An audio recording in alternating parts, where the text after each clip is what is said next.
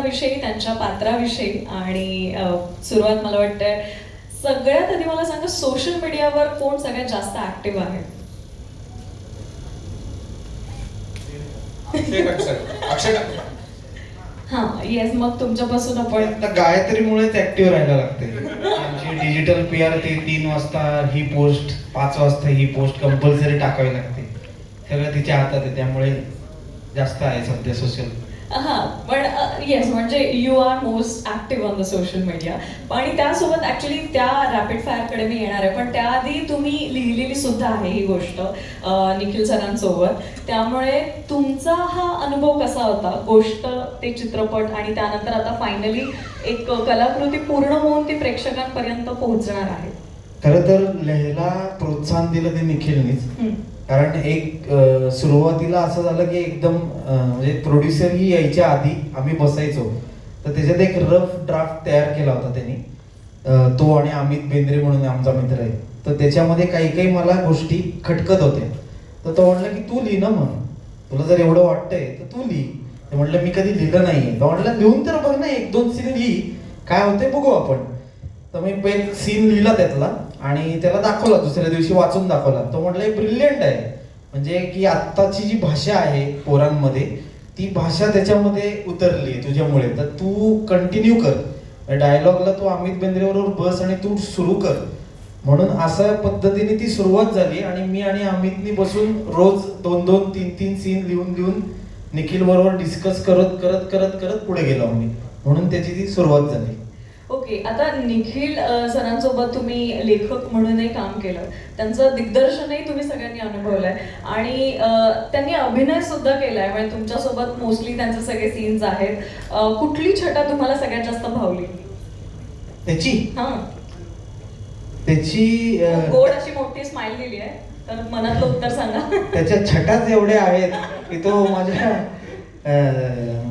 काय ह्याच्यातनं जातच नाही मनातून बाहेर.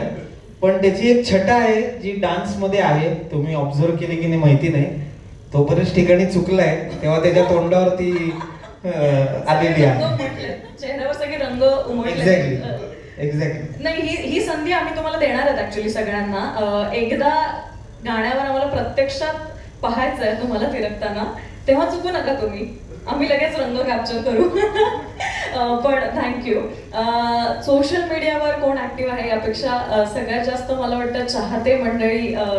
आपण त्यांना वेगवेगळ्या सिनेमातून त्यांच्या अभिनयाला नेहमी प्रशंसा देत आलेलो आहोत आणि अर्थात सदाबहार रंगीन अशा सुंदर आउटफिटमध्ये आज त्या आपल्यामध्ये उपस्थित आहेत. पूजा सावंत, मला पुढचे प्रश्न तुम्हाला विचारायचे आहेत. जान्हवी ही भूमिका का करावीशी वाटली? Very good evening to everyone. खरं तर आजचा हा जो दिवस आहे ट्रेलर लॉन्च, या एका दिवसाची मी इतकी आतुरतेने वाट बघत होते. कारण आता इंटरव्ह्यूजमध्ये सुद्धा आम्हाला सर्वांनी प्रश्न विचारले. पहिला प्रश्न हा होता की या सिनेमाचं नाव हे का? हा प्रश्न मी, प्रार्थना, अभिजित खांडकेकर, अमेय वाघ सगळ्यांनी या दोघांना विचारलाय, पण दोघं शेवटपर्यंत ऐकले नाहीत. त्यांनी या सिनेमाचं नाव, त्यांना हेच हवं होतं, आम्हाला सिनेमाचं नाव आंबट शौकीनच ठेवायचं होतं. पण नंतर जेव्हा अक्षय मला भेटायला आला स्टोरी नरेशनसाठी, बराच काळ गेला त्याच्यामध्ये, आणि जेव्हा मी खरी स्टोरी ऐकली या दोघांकडून, तेव्हा मला एक सेकंदही नाही लागला हो म्हणायला. कारण जान्हवी हे कॅरेक्टर मला इतकं आवडलं होतं. आता तुम्ही ट्रेलर पाहिला, त्याच्यात तुम्ही बघताय की या तिघांसोबत मी आहे. ती का आहे, कशासाठी आहे, काय होणार आहे पुढे, हे सगळं या फिल्ममध्ये आहे. आणि ऑफकोर्स जे नाव आहे आंबट शौकीन, या सिनेमात काहीही आंबट शौकीन दिसणार नाहीये, हे मी अगदी ठळकपणे सांगू इच्छिते. आता हे नाव का ठेवलं, कशासाठी, हे उत्तर तुम्हाला दिग्दर्शक आणि अक्षयच देऊ शकेल better. But I loved playing Janhavi. आणि एकंदरीत ट्रेलरवरून साधारण अंदाज आलेला आहे की तिघांना सरळ दिशेला लावण्याचं काहीतरी काम महत्वाचं जान्हवीने केलेलं आहे. जान्हवी, रॅपिड फायर मला तुझ्यासोबत घ्यायचं आहे. आता पात्र म्हणून तू उत्तर दिलंस तरी चालेल, बीइंग जान्हवी. मी काही तुला इमोजीज सांगणार आहे, ट्रेंडिंग इमोजीज, आणि त्या इमोजीजना कुठलं पात्र साजेसं आहे. 28 पात्र आहेत खरं तर या चित्रपटात, त्यामुळे विचार करायला वेळ लागेल. मला हेल्प करा तुम्ही. येस, सिनेमा जान्हवीने केली आहे, तुम्ही आता करा. तर पहिलं आहे रेड हार्ट. रेड हार्ट जान्हवीच. Okay. Loud crying face. Crime face हा, लाऊड. मोनालिसाला देईन मी, कारण तिला बिचारीला सगळ्यांनी खूप छळलंय सेटवर, त्यामुळे ती ते लाऊड क्राईम फेसच होती ती सेट. Okay. Right Mona Lisa? फार असं दुःख बाहेर आलेलं आहे. Face with tears of joy. Jagdish छान. टीयर्स ऑफ जॉय निखिल आमचे दिग्दर्शक. आम्ही काही करा, तुम्ही काही म्हणजे तुम्ही या आणि फक्त डायलॉग बोला, अरे वा ह्याला इतका आनंद व्हायचा, what a shot. He was always happy. ही ऍक्च्युली कॉम्प्लिमेंट आहे, असा हसरा दिग्दर्शक सगळ्या अभिनेत्री आणि अभिनेत्यांना मिळावा. Thank you thank you. Always happy. आताही म्हणजे एकदम अशी लाऊड स्माइल आहे. Tears of joy. इंटरव्ह्यू देताना रडत होता. आत्ता पाणावलेले नाही आहेत ना डोळे? नाही. ओके. हा, पण त्याला थोडा वेळ. ओके. Next sparkles. स्पार्कल्स. हा. नाही स्पार्कल्स प्रार्थना फेर. ओके. हा, great. I agree. Face with goggles, you know. एक मिनिट. किरण. Okay. ॲटिट्यूड म्हणजे गुड ॲटिट्यूड. हा. लाईक नेहमी प्रेझेंटेबल असणं, सेटवर येणं आणि असं सगळ्यांना काय म्हणतात भुरळ घालणं. That is Kiran. Okay. Thank you. एकदा जोरदार टाळ्या झालं पाहिजे. थँक्यू. पुढे मला पार्थकडे यायचं ऍक्च्युली. ट्रेलरच्या सुरुवातीलाच दिसलेले आहेत तुम्ही, आणि एकंदरीत ती भूमिका साकारताना काय चॅलेंजिंग वाटलं त्याविषयी थोडं. आंबट शौकीन नावाच्या सिनेमात चक्क आंबट रोल नाही करायचा, हेच चॅलेंजिंग होतं. वा. तर नाही, मला खरंच यावेळेला तीच जास्त धमाल आली की मी आधी नाव ऐकलं, मी म्हटलो की नाही नाही नाही नाही नाही नको रे नको. मग मी गोष्ट ऐकली, म्हटलं अरे वा वा वा करायला पाहिजे. मग मी पात्र ऐकलं, म्हटलं आता तर सोडणारच नाही, इतकं भारी कॅरेक्टर आहे. हा अरे पैसे ऐकल्यावर हे वाक्य महत्वाचं नाही का? पोहोचलं तुमच्यापर्यंत. हो.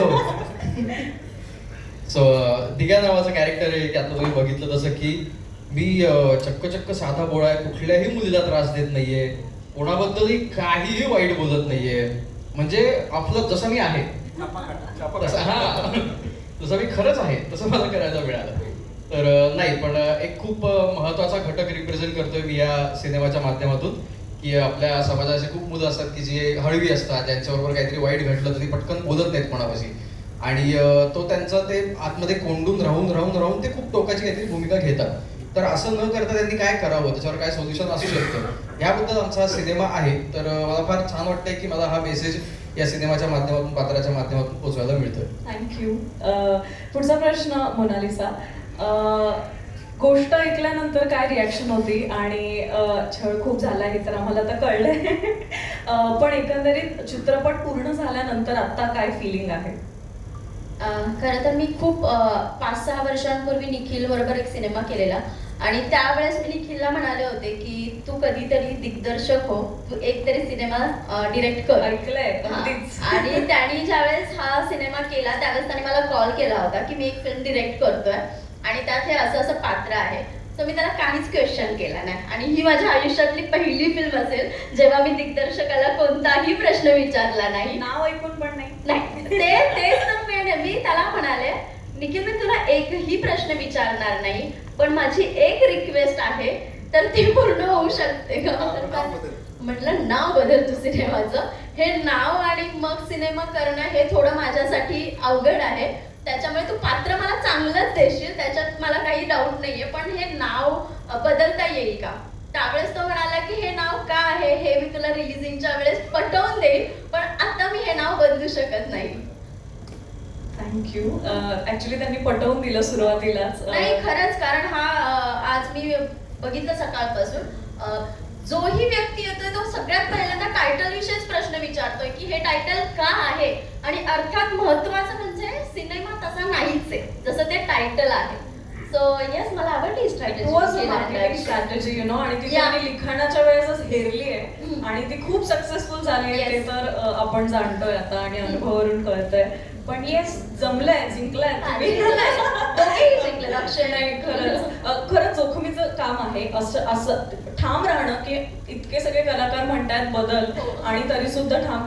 निर्मात्यांनी पण असं म्हटलं होतं का? नाही, निर्मात्यांना उलट आवडलं होतं. त्यांना ज्यावेळेस ऐकलं ना ते म्हणजे वा वा वा, छान आहे म्हटलं. तुम्हाला कळलं ना ते तिथून आलं नाही त्यामुळे मी पण त्यांना हा क्वेश्चन विचारला काहीतरी होता. सांगू का चला मला आवडेल ऐकायला किस्सा एखादा काहीतरी तिथून खूण चालली प्लीज सांगा आता. पहिल्यांदी निलेश राठेंना आम्ही भेटलो या सगळ्यांमध्ये आणि त्यांना मी म्हटलं की सर अशी अशी फिल्म आहे तर ते आमचं आधी एक शूट चाललेलं तिथंच आमचं बोलणं झालं. तर ते मला म्हणले की एक काम करू आपलं पुण्यामध्ये कुठं भेटायचं आहे. तर मी म्हटलं गुडलक कॅफे वगैरे आहे तिथं भेटूया. ठीक आहे म्हटलं फिल्मचं नाव काय आहे. मी म्हटलं सर आंबट शौकीन. एक काम करा SB रोडच्या मॅरियटला या.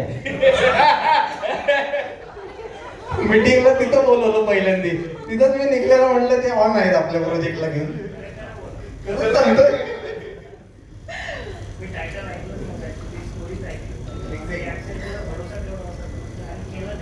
पण आता हे नाही, पण आमच्या- ते खूप खरं होणार होतं. अक्षयवर भरोसा होता म्हणजे. हा सिनेमा पण म्हणजे मी zero- बघण्याचं कारण म्हणजे अक्षय. काहीच नाही त्यांनी म्हणजे आमच्याकडनं ऐकलं पण नाही किंवा काहीच नाही की तुम्ही करताय असं असं आहे. आम्ही त्यांना सांगायला गेलो ते म्हटले काही सांगू नका करूया आपण आणि लगेचच आम्हाला तिथं चेक दिला. असे प्रोड्युसर फार कमी आहेत ते सगळे म्हणून आम्हाला मिळालेले आहे. खरंय सगळं भाग्य इथेच ते पण उजळलेलं क्रेडिट आहे. अक्षयचं सुद्धा आहे. तो कधी बोलणार नाही पण आज मला संधी मिळाली तर मी हे बोलते. कारण या सिनेमात जितक्या लोकांनी कामं केली आहेत सगळ्यांनी मैत्रीसाठी कामं केली आहेत. जेवढे चेहरे तुम्हाला ट्रेलर लॉन्च मध्ये दिसले अक्षय टंचाळ्यासाठी सगळ्यांनी काम केली आहे. आणि मला असं वाटतं की आम्ही कधी एकत्र प्रोजेक्टमध्ये काम नाही केले. आमची मैत्री कुठल्या प्रोफेशनल प्रोजेक्टमुळे सुरू नाही झाली आहे. पण जेव्हा जेव्हा माझं पुण्यात शूट असायचं तर काही मित्रमंडळींमध्ये हा पण भेटायला यायचा आणि अशी आमची मैत्री सुरू झाली. अक्षयचं काम मी खूप आधीपासून बघते. YZ सिनेमा मी ह्याचा पाहिला होता, भयंकर आवडलं होतं. मग बघतोस काय मुजराकर आणि असे अनेक सिनेमे त्यांनी केले. मला अजूनही असं वाटतं की अक्षयचं जे पोटेन्शियल आहे तसा प्रोजेक्ट त्याला अजून मिळाला नाहीये. आणि आय एम शुअर की लवकरच तो मिळणार आहे आणि तो आंबट शौकीनच असावा असंही मला वाटतं. वा. So Akshay, long way for you to go आणि प्लीज हे काम तू करत राहा. कारण मी ह्याला काम करताना पाहिलंय सेटवर. तो फक्त दिग्दर्शक, फक्त लेखक किंवा फक्त ऍक्टर कधीच नव्हता सेटवर. तो सगळं हाताळायचा, सगळ्यांची मनं सांभाळायचा, कोणाला काय हवंय काय नकोय. कोणी भांडत जरी असेल तरी जाऊन तो पटकन सॉल्व्ह करून यायचा. आणि ही कला सगळ्यांकडे नाहीये जी फक्त अक्षय टंचाळ्याकडे आहे. So long way for you. धन्यवाद. नाही, आमचा हा सिनेमा आहे मैत्रीचा सोहळा आहे. खरंय. म्हणजे मी आता तेच म्हणणार होते की मैत्रीची गोष्ट आहे आणि ती इतक्या कमाल मित्रानं केली आहे त्यामुळे सगळेजण धावून आलेले आहेत आणि सगळेजण उभा राहिलेले आहेत या एका नावासाठी.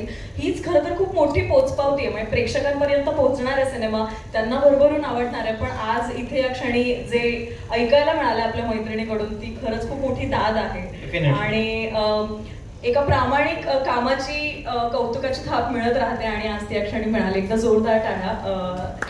एक लेखक उत्तम, एक उत्तम दिग्दर्शक आणि ज्या पद्धतीने तुम्ही सांगितलं की सगळ्याच भूमिका सांभाळत एक कलाकृती आपल्यापर्यंत पोहोचवण्याचं काम तुम्ही केलेलं आहे महत्वाचं. Thank you so much. आणि आता अर्थात एक अत्यंत हॉट अंदाजमध्ये आपल्याला ट्रेलरमध्ये जिला पाहायला मिळालं ती म्हणजे मानिनी.